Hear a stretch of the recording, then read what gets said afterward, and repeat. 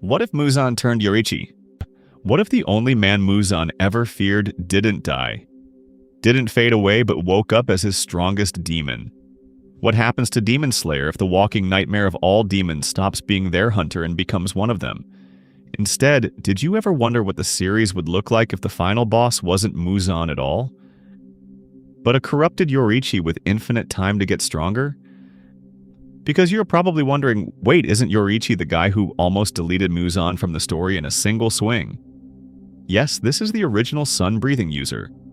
The blueprint of every breathing style, the man whose very existence traumatized Muzan so badly that he spent centuries hunting down anyone who even breathed in a similar rhythm in the original story. Yoriichi is the one human who breaks all the rules. He keeps his mark past 25 lives into his 80s and still terrifies demons just by showing up now. Since we know that this old man nearly one-shot the king of demons as a human, what happens if that same monster of a swordsman wakes up on the other side of the line, for example? Instead of Muzan fleeing in pieces, imagine a final desperate moment where he flips the script. He offers Yoriichi a deal or slips his blood into a wound and turns the sun itself into a demon. Suddenly, you have sun breathing, plus regeneration, plus infinite stamina and a potential blood demon art built around the very technique that erases demons. It goes without a question that this is a universe-breaking combination. This means the entire history of the Demon Slayer Corps starts to mutate from the ground up from here on. We can assume that the organization either gets wiped out much earlier or twists itself into something. Unrecognizable, how do you train Hashira when the standard of power is now an immortal Yoriichi who can practice forms for centuries? How do you keep recruiting when the story all Slayers tell around the campfire? Isn't we almost killed Muzan, but we lost? It's our greatest hero became the thing we fear. And then there's the Kamado family without Yoriichi. Passing down the Hinokami Kagura, the whole bloodline changes. Tanjiro's earrings lose their meaning. Nezuko's survival becomes way less likely, and Tanjiro's entire journey is either impossible or turns into a way darker revenge story against a legendary demon slayer who betrayed humanity. However, we're not just going to say he turns evil and call it a day in this video. We're going to break down multiple timelines where Demon Yoriichi becomes Muzan's loyal weapon, a hidden trump card, or even a rogue third force that hunts both sides. We'll scale his power against every era from Kokushibo to the marked Hashira to Demon King Tanjiro. And by the end, we'll answer the real endgame question. Could anyone in any timeline actually stop him? How we're breaking the timeline now, since we're about to throw Demon Yoriichi into every era like a nuclear bomb. We need rules, otherwise this just turns into random fanfic, where he solos everyone off screen and we roll credits in 2 minutes. So in this video from here on, we can assume one big meta law. Yoriichi keeps everything that makes him Yoriichi as a slayer, and then stacks demon perks on top. This means he still has sun breathing, still has his demon slayer mark, still has that absurd battle sense that almost deleted Muzan in a single exchange. However, he now also gets standard demon traits scaled to his insane base potential, top-tier regeneration, infinite stamina as long as it's night, and the capacity for a blood demon art that naturally grows out of sun breathing itself. Did you ever wonder what a technique designed to erase demons would look like when powered by demon biology? That's exactly the kind of contradiction we're playing with. You are probably wondering how strong that actually is compared to the upper moons we know. In the original story, Muzan's blood doesn't magically fix weak foundations. Demons scale off their original talent.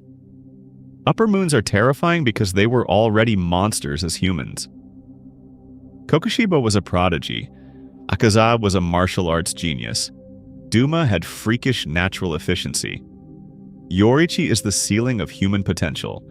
So when you run that through Muzan's blood, you don't just get Upper Moon 1 but better, you get something that pushes the entire system to its breaking point. However, power isn't the only variable. Control matters. Demons in canon can resist Muzan if their will and power are high enough. Tamayo literally breaks free. Nezuko shrugs off commands without even drinking human blood. Kokushibo still has enough independence to obsess over his own agenda. So we're going to lock in 3 control modes for Demon Yoriichi. One timeline where he's fully loyal, a perfect weapon that actually obeys orders, one where he's partially bound, technically under Muzan but constantly bending or misreading those commands, and one where he's completely rogue, a third faction that hunts demons and slayers depending on his twisted logic. Now, I'm considering timeline rules, we're not changing his lifespan cheat. Canon Yoriichi already breaks the mark users die at 25 rule by living into his 80s. In our scenarios, he still survives that long. We just branch at believable low points. His exile from the core, the fallout of Michikatsu's betrayal, or a near-death battle where demonization is framed as the only way to keep fighting.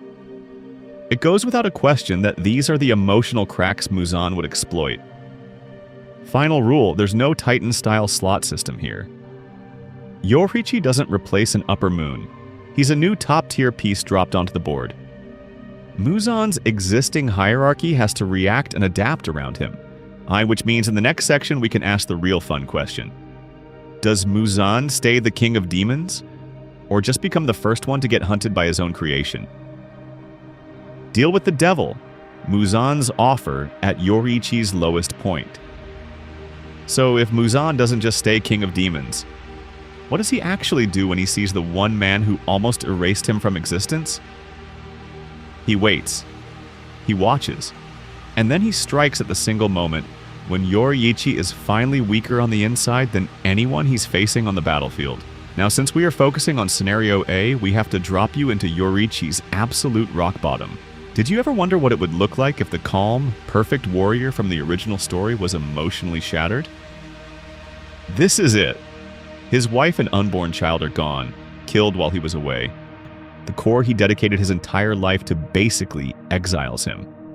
And the brother he tried to save, Michikatsu, eventually becomes Kokushibo, the very thing they were fighting. It goes without a question, Yoriichi blames himself for all of it.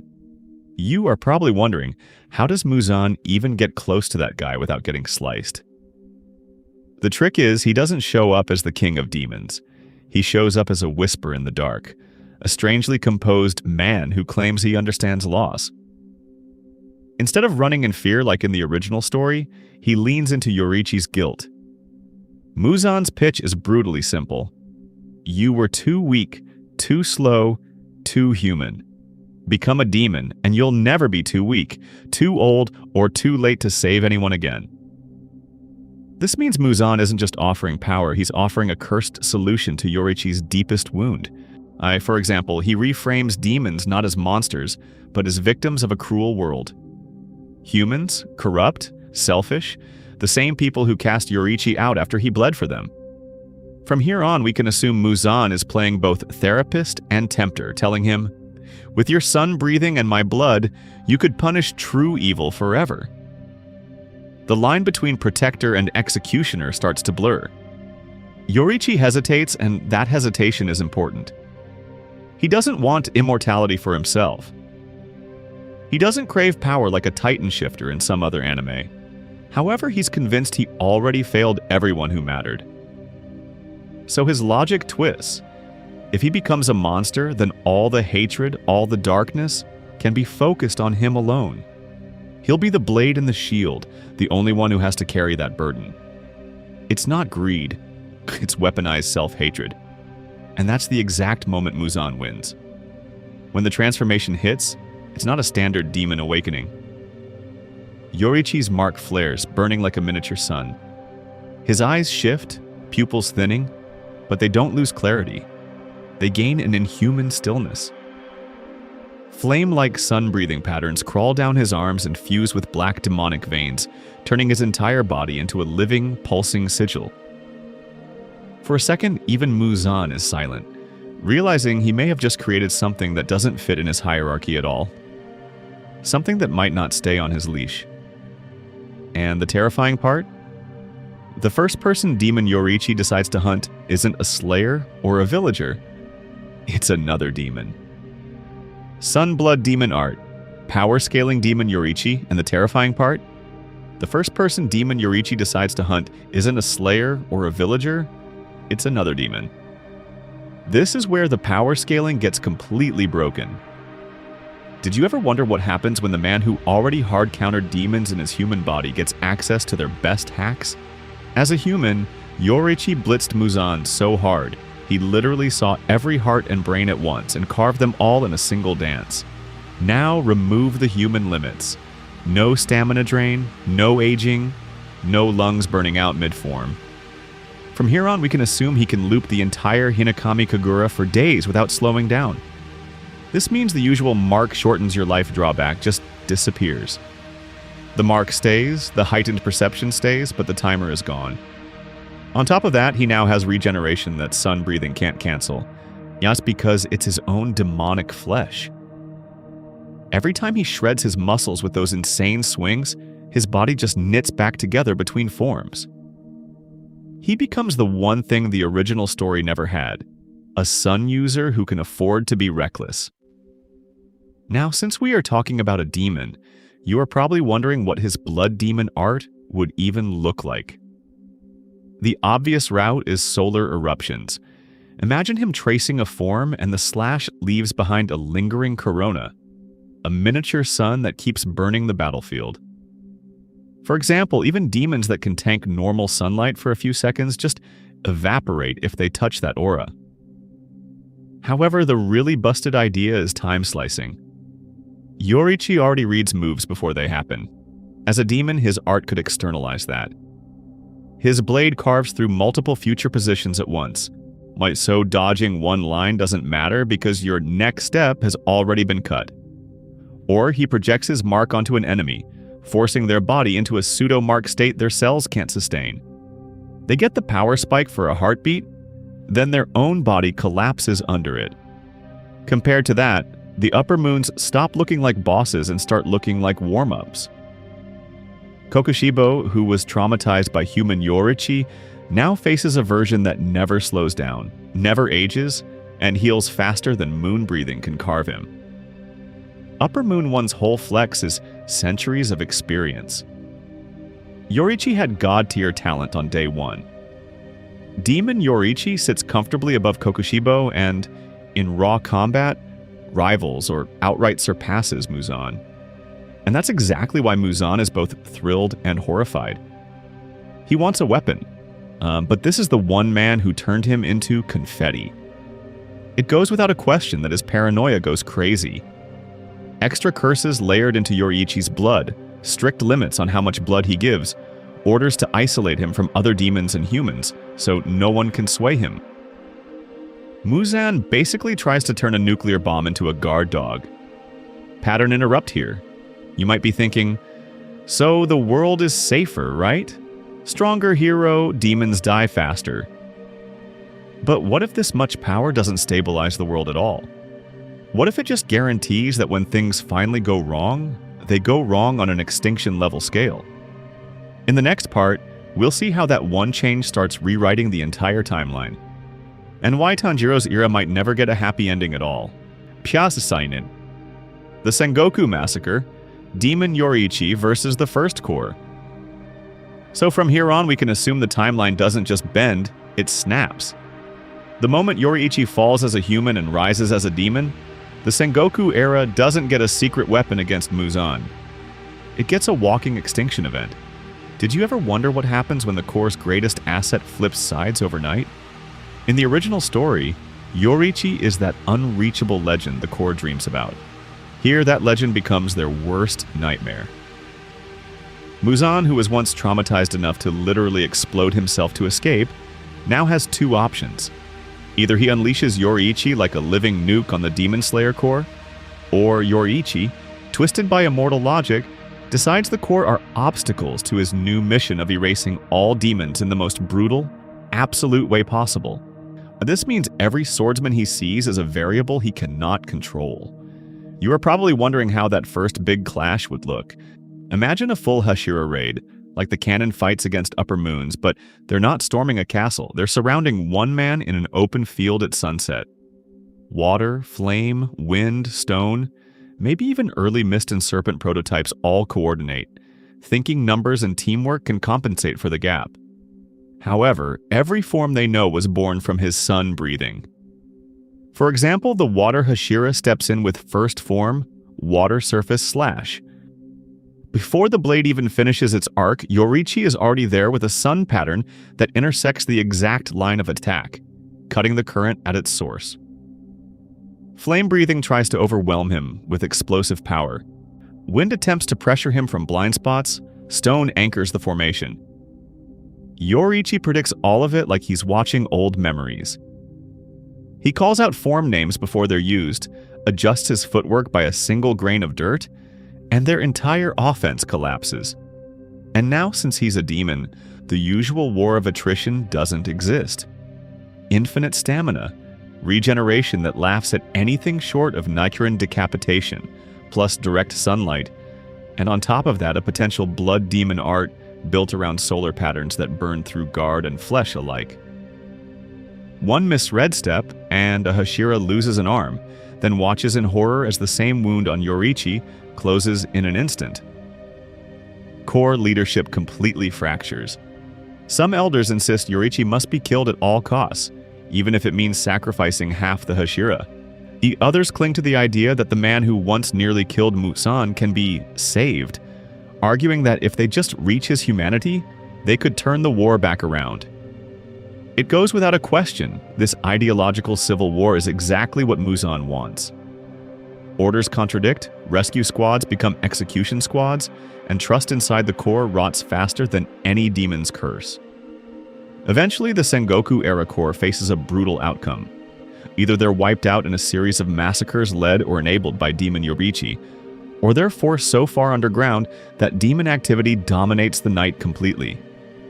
Villages vanish, bloodlines like the Kamados are broken or warped, and the world Eren would call humanity's cage turns into something much worse. And if you think that's bad, wait until we jump forward and see what kind of world Tanjiro is actually born into. Assuming he's born at all. Did we just delete Tanjiro? Kamado bloodline fallout. So did we just hard delete Tanjiro from the timeline by turning Yoriichi into a demon? Or is there still a secret route where the Kamados survive? You were probably wondering how far this butterfly effect actually goes. In the original story, the link is super clean. Yoriichi fails to kill Muzan, grows old, and eventually meets Sumiyoshi, Tanjiro's ancestor. He performs sun breathing in front of him. Those forms get preserved as the Hinokami Kagura, and the Hanafuda earrings become a physical save file of that encounter. This means every time Tanjiro watches his father dance in the snow, he's basically watching a low-intensity sun-breathing tutorial replayed across generations. However, Demon Yoriichi breaks that chain immediately. A Yoriichi who joins Muzan or just goes rogue as the Sun Demon isn't visiting a quiet farmhouse to smile at a baby and gently pass down hope. He's either being weaponized by Muzan or hunted as the ultimate threat. From here on, we can assume no peaceful old man, no slow family transmission, no Kamado dad dancing the full, accurate sequence of 13 forms under the stars. Now, since Muzan is already traumatized by sun-breathing in canon, imagine his reaction if that same technique exists inside his strongest demon. In one branch, he doubles down on paranoia. He orders an even more brutal purge of any sun-breathing remnants, when hunting down Sumiyoshi's line the second they show the tiniest hint of that style. The dance, the earrings, the memory of Yoriichi as a hero? All erased. The Kamado bloodline becomes a missing file in history. In the other branch, pattern interrupt. What if the hunter isn't Muzan at all, but Demon Yoriichi himself? Did you ever wonder what happens if the man built to slay demons starts seeing potential sun users as future threats to his twisted mission? For example, early Kamados practicing a clumsy version of the dance on some snowy mountain become a red flag. Yoriichi appears not as a guardian angel, but as the executioner that prevents sun breathing from ever maturing. And then the brutal question, does Nezuko even become a demon here? In canon, Muzan visits that mountain because he's randomly hunting and stumbles on a family with sun-breathing potential baked into their blood. Without that legacy, he could ignore them completely, or, considering his increased paranoia, wipe them out so thoroughly there are no survivors, no Tanjiro running down the slope, No Nezuko in a box, nothing. But what if Tanjiro still exists? Flip it. Instead of inheriting warmth from Yoriichi's memory, he grows up on horror stories of the Sun Demon with Hanafuda earrings who betrayed humanity and slaughtered slayers by the generation. The earrings stop being a symbol of hope and become a cursed emblem.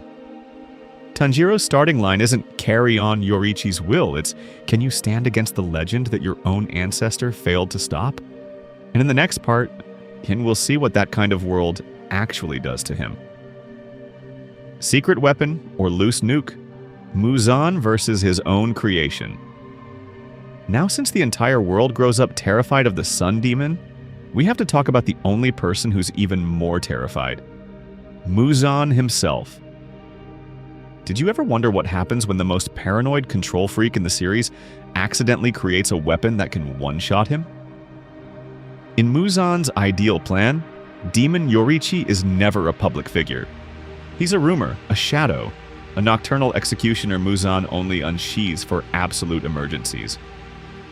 Marked slayers send Yoriichi, a prodigy Hashira who looks a little too confident. Yoriichi. Rogue demons like Tamayo trying to escape. Muzan doesn't bother with squads. He sends his living nuclear strike and wipes the board clean. This means he keeps Yoriichi off the radar, and hidden from the wider demon population and even from most upper moons. Like a secret Titan power Marley doesn't log in the official files. However, you are probably wondering, can someone like Yoriichi really stay a mindless hitman forever? Canon already shows us cracks in Muzan's control. Tamayo breaks free. Nezuko resists blood and brainwashing. Even Akaza, who is fanatically loyal, hesitates when Muzan orders him to kill women he respects. From here on, we can assume that if these characters, with far less spiritual weight than Yoriichi, can push back, then the man who almost erased Muzan from existence would eventually start questioning things too. At first it's subtle. Muzan says, "Eliminate this village harboring slayers." And Yoriichi kills only the armed combatants, leaving children and the elderly alive. Technically, he followed the order, right? Muzan orders him to protect a promising demon researcher. Yoriichi arrives, senses a Tamayo-like presence, and misinterprets the command by cutting down the very asset Muzan wanted to keep. For example, imagine him appearing in front of a young ancestor of the Kamado family, sword raised, then pausing because their kindness triggers fragments of erased memories. He still swings, but a hair slower, just enough for someone to escape. It goes without a question this starts driving Muzan insane. Compare this to Kokushibo. His loyalty is built on inferiority and envy. He clings to Muzan because he can't stand being beneath Yoriichi again. Yoriichi as a demon is the opposite. His original moral compass is shattered, corrupted, pushed through centuries of bloodshed but not fully erased. Where Kokushibo suppresses doubt to keep his status, Yoriichi's doubt grows every time his blade falls on someone who feels wrong to kill. So what does a paranoid king do when his ultimate weapon becomes a loose nuke orbiting his throne? Muzan starts planning to kill Yoriichi. Secret poisons, layered commands, using upper moons as disposable test pieces, even considering fusing more of his own flesh to create a counter. And the scary part is, the moment he moves against Yoriichi, the Sun Demon finally has a reason to point that blade at the one who made him. In the next section, we'll see how that inevitable Muzan versus Yoriichi collision could rewrite the endgame of the entire series. Rogue Sun, when Yoriichi breaks free. But what happens if that collision never comes? Because Yoriichi snaps first? Did you ever wonder what it would look like if the strongest demon slayer in history decided that both sides were wrong? At some point, the experiments, the chained battles, the endless nights of killing start to blur. Then one hunt goes wrong. Yoriichi sees a terrified child clutching their dead parents, and it lines up perfectly with buried memories. His wife and unborn child, his brother standing beside Muzan, the moment he almost ended everything and failed. Those memories slam into his demonic instincts like a head-on crash. This means his original ideals and his new nature finally collide, and the result is not redemption. It's rupture. You are probably wondering, does he just flip back to being a hero? However, from here on, we can assume that's impossible. His sense of justice is still there, but it's been marinating in demonic perception for decades. He watches demons and slayers clashing and realizes something horrifying. Both factions keep the cycle alive. Demons prey on humans, slayers escalate, forcing Muzan to evolve, forcing demons to get crueler. In his mind, everyone with a blade or a blood demon art is feeding the same fire. So he chooses a new mission. Not save humanity. Reset the board. Eradicate all combatants. Demons for hunting the weak, slayers for prolonging the war. It goes without a question that only someone on Yoriichi's level could even think this is realistic. For example, he can walk into a demon gathering and erase an upper moon in one sunlit arc, then turn and disarm an entire Slayer squad before they can even shout his name. Now, since this sun demon hunts movement itself, the map of the series changes overnight. Demons stop meeting in groups. Even upper moons travel alone, hugging shadows they never feared before. The Corps can't march in formations or launch big coordinated missions, because the moment sword auras and demon scent spike in the same place, Yoriichi appears. Muzan, who in the original story hides from a human Yoriichi, now has to burrow even deeper because the only being who can truly kill him is also hunting anything with his blood. Power dynamics go insane. Upper moons trying to gang up on Yoriichi? That's a massacre reel. Akaza lunges in. Doma tries to freeze the field. Kokushibo unleashes full moon breathing. And Yoriichi dissects them one by one, reading every form before it's finished. The Corps becomes so desperate they consider alliances that would sound impossible in the original story. Tamayo offering intel, Akaza offering his fists, Slayers accepting it because extinction is the alternative. Then pattern interrupt. Cut to a random villager. No demons in weeks. No Slayer patrols stomping through the night. For that one person, life actually gets safer. Peaceful even. However, that peace is built on the fear of one unstoppable monster no one dares to challenge. In the next section, we'll see whether Muzan, the Corps, or someone unexpected can finally break that stalemate. Lore checkpoint. Can sun breathing even exist in a demon? However, before we push that stalemate into the future and start throwing Demon Yoriichi at Tanjiro and Nezuko, we have to address the giant lore elephant in the room. Cuts through regeneration. It terrifies cuts through regeneration. It terrifies Muzan. And it's the reason every other style even exists. But did you ever wonder what it's actually doing? It's not a UV flashlight, it's Yoriichi weaponizing his own life force, breath, and swordsmanship to mimic the sun's destructive qualities. This means when Demon Yoriichi uses it, he's channeling his own demonic vitality, not bathing himself in foreign sunlight like a vampire under a magnifying glass. Now, since people always mix this up, let's separate two things: symbolic sun and actual sunlight. Canon is really clear about what kills demons: natural sunlight, or things that directly reproduce its effect, like Nichiren blades that have absorbed sunlight. For example, when a Hashira cuts a demon, it's the Nichiren doing the lethal work, not the breathing name. Water, flame, love, none of those burn demons just because of the theme. So Sunbreathing's name doesn't mean every motion is literal UV. It's still a sword, still a breathing pattern, still mediated through a Nichiren blade. In this what if, Demon Yoriichi is basically the perfect conductor for that energy. His body already carried the mark and sun breathing in human form. Turning into a demon just cranks his life force dial to absurd levels, so his own technique doesn't backfire on him. From here on, we can assume sun breathing is lethal to other demons, but his demonic cells are keyed to it, out the same way Muzan's blood doesn't melt Muzan. That brings us to the mark paradox. In the original story, the mark is supposed to kill you around 25. Yoriichi casually lives into his 80s with it still blazing. It goes without a question that his body is already a walking exception.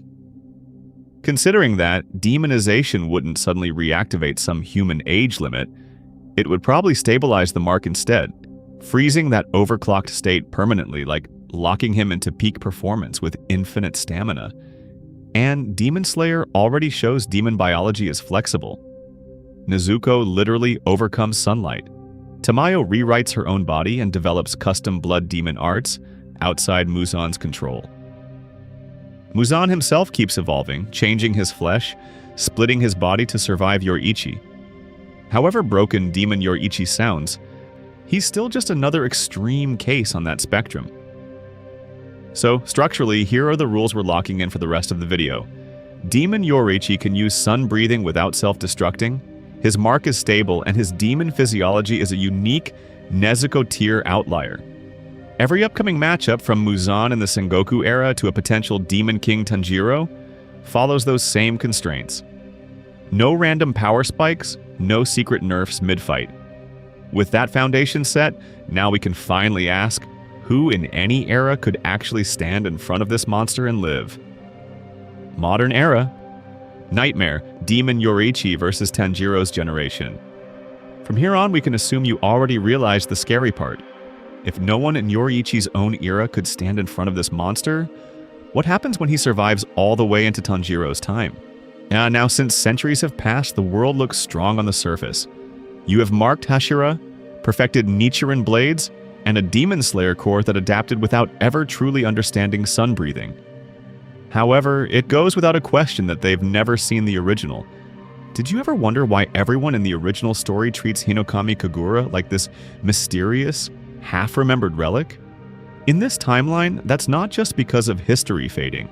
Muzan has spent hundreds of years actively erasing Yoriichi's legacy while secretly preserving the man himself. The core evolves around water, flame, and the other styles, and people like Giyu, Rengoku, and Sanemi become absolute monsters by their own era's standards. But compared to Demon Yoriichi, they are still playing with fragments of the blueprint. So let's jump into Branch 1. Muzan's hidden ace in the Infinity Castle. You are probably wondering, why wouldn't Muzan just spam Yoriichi from day one? The answer is control.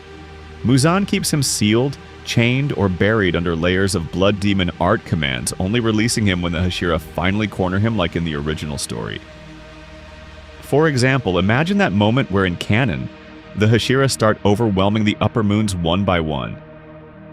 Here, Muzan smiles, snaps his fingers, and the floor splits. Demon Yoriichi steps out. This means every breathing form you've ever seen instantly looks outdated.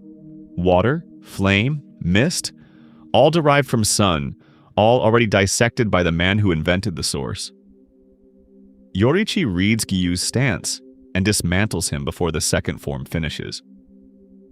Rengoku charges in with his trademark heart, and only to realize this opponent not only outmuscles Akaza, but also counters flame breathing at its conceptual level. Even Tanjiro's Hinokami Kagura gets hard-checked. Yoriichi recognizes the rhythm, then shows the perfected version with infinite stamina and demonic regeneration backing it up. Branch 2 flips the script. Instead of Muzan's attack dog, Yoriichi has been dormant, sealed by desperate Hashira, self-exiled underground, or trapped in some shrine-like prison. The chaos of the final arc, Tanjiro's sun breathing, and those Hanafuda earrings all line up as a beacon. Yoriichi wakes. Considering his broken psyche and demonic instincts, Tanjiro could be seen as either a successor to protect or a fake to erase. Now, the unique angle here is Tanjiro himself. His inherited memories, his empathy, his ability in the original story to reach Nezuko, Genya, even the remnants of Muzan's victims, all become Yoriichi's final test. In the middle of a fight that is absolutely above everyone else's pay grade, Tanjiro is probably the only one who can make Demon Yoriichi hesitate, even for half a heartbeat, by echoing those ancient memories and ideals. But here's the real nightmare question to end on. If Tanjiro is forced to choose between killing Muzan immediately, or risking everything to save Yoriichi's soul, which path actually leads to a better future? And is there any universe where he can pull off both at the same time? Final boss, matchups, who could actually beat Demon Yoriichi? So, after all that emotional chaos with Tanjiro's impossible choice, you are probably wondering, okay, feelings aside, who actually stands a chance against Demon Yoriichi in a straight-up war? Let's stress test the entire cast and see if anyone in this universe can realistically put him down. First, run the marked Hashira Gauntlet. Imagine the Muzan fight, but everyone is in peak condition from the start. Guillaume already pushed Upper Moon 1 to the limit. Now give him the mark, a red Nejirin, and coordinated support from Sanemi, Giyu, Obanai, Mitsuri, and the others. Did you ever wonder what that squad would look like against the strongest demon in history instead of a rotting Muzan? On paper, it looks insane. Layered breathing styles, constant rotation, and multiple red blades suppressing regeneration. However, Demon Yoriichi still has precognition level battle intuition, sun breathing as the original style, and now infinite stamina plus demon regen. This means the small openings the Hashira exploited against Muzan simply never appear here. For example, in the original story, the marked Hashira needed Tanjiro's transparent world and Yoriichi's legacy to read Muzan's movements. From here on, we can assume Demon Yoriichi already lives in that state permanently. He doesn't just react to their attacks, he's predicting their patterns several forms ahead. One misstep, one breathing rhythm out of sync, and a Hashira body drops. Even if they land red blade hits, his regeneration would spike back almost instantly once that pressure breaks for a second. Now, since everyone always brings him up, let's throw Demon King Tanjiro into the arena. Demon King Tanjiro has monstrous regeneration, raw physical power far beyond Upper Moon's, and the potential for a terrifying blood demon art. But here's the key problem. His mastery of sun breathing is nowhere near Yoriichi's. Tanjiro's forms are powerful, yet still evolving. Yoriichi perfected them in human form, and now stacks demonic amplification on top. Considering experience, Yoriichi has decades of combat, battlefield reading, and emotional discipline.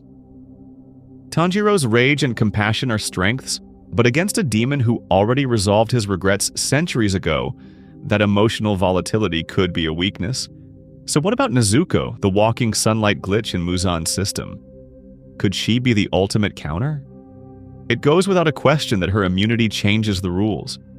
Imagine Nezuko rushing in, forcing close contact, and literally burning Demon Yoriichi every time he gets near. She doesn't need technique. Her body is a constant, mobile win condition against demons. But the real danger isn't physical. If Nezuko's presence, her innocence, and that Kamado warmth trigger Yoriichi's memories of Sumiyoshi, his wife, and the families he failed to save, you suddenly have a moral landmine. Does he hesitate? Does he hold back for a fraction of a second because she feels like the future he wanted to protect? Now combine everything. Tamayo's anti-demon drugs layered like a Shinobu-style wisteria hack, slowing his cells, shredding his regeneration, and attacking his demonic core. Marked Hashira timing a multi-angle decapitation, while Nezuko pins him with sunlight and emotional pressure. Tanjiro using Hinokami Kagura not to overpower him, but to sync with his rhythm and slip a blade through at the exact instant the poisons, sunlight, and mental shock all peak. The only plausible win condition is a perfect, multi-layered plan that hits mind, body, and soul simultaneously. However, there's a twist. There is one version of Demon Yoriichi that might actually be beatable, but it's also the scariest one, and if that version appears, the entire power scale of Demon Slayer gets flipped upside down in a way Muzan never could pull off. Which Demon Yoriichi is the scariest, ranking the timelines? So now that you've seen how absurd a fully loyal Demon Yoriichi can be in a straight fight, you are probably wondering, which version actually breaks the world the hardest? Not just in power scaling, but in pure, soul-crushing hopelessness. Let's rank these timelines by how they destroy hope, not just bodies. First, Scenario A, the loyal weapon. Here, Yoriichi becomes Muzan's traumatized right hand, the ultimate upper moon that never gets replaced. In this route, the Sengoku-era core doesn't just lose, it gets erased. Sun breathing is hunted into extinction at the source. The Kamado line never gets the chance to pass down Hinokami Kagura, and from here on, we can assume demons rule the night for centuries with zero real resistance. However, there's a tiny sliver of tension. Muzan knows that one flash of memory, Michikatsu, Uta, his brother's tears, could make his perfect weapon snap. This means even at maximum despair, there's a theoretical 1 in a million revolt baked into the system.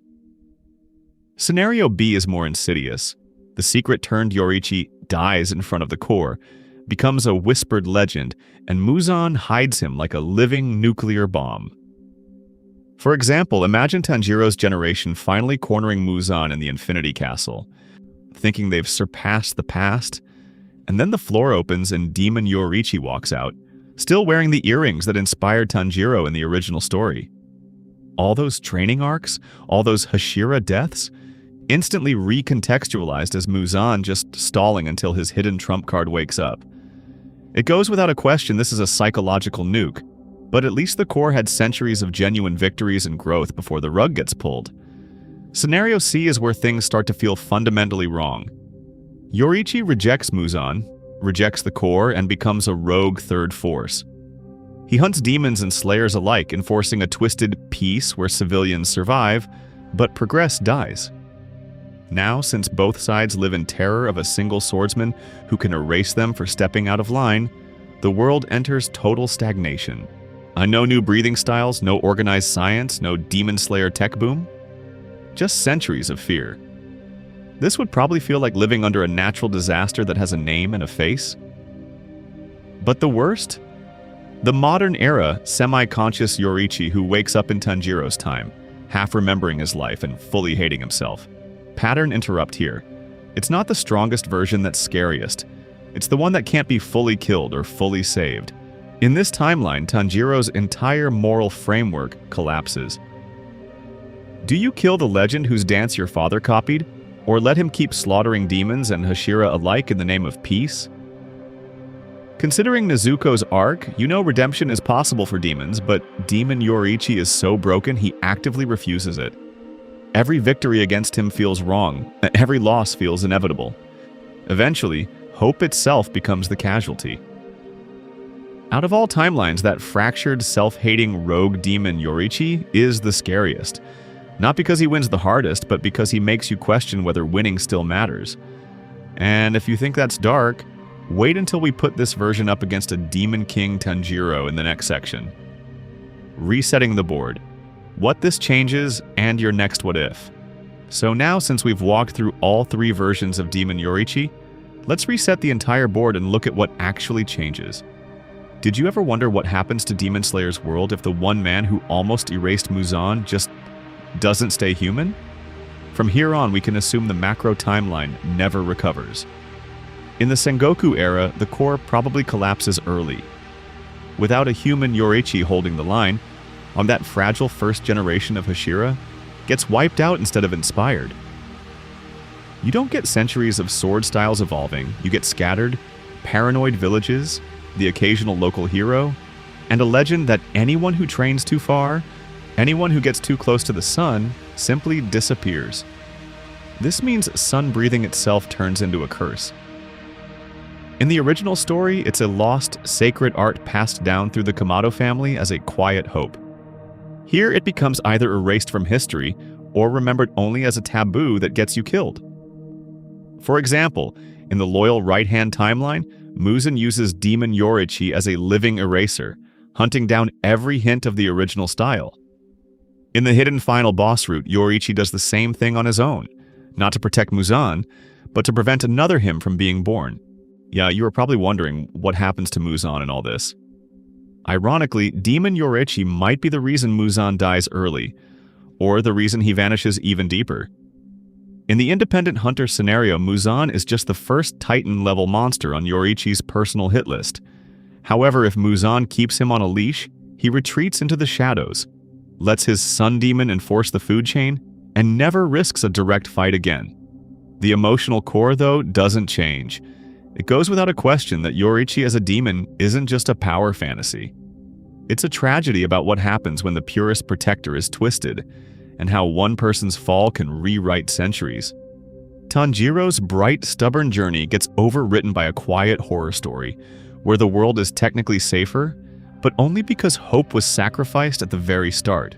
And the most haunting image we land on is this. A peaceful village at dusk. Kids play, merchants shout, the sky turns orange. Everyone believes the age of demons is over. They don't know that somewhere in the tree line, an immortal swordsman with sun-marked eyes is watching, waiting to kill the next person who dares to pick up a blade or taste Muzan's blood. So, which version of Demon Yoriichi do you fear the most?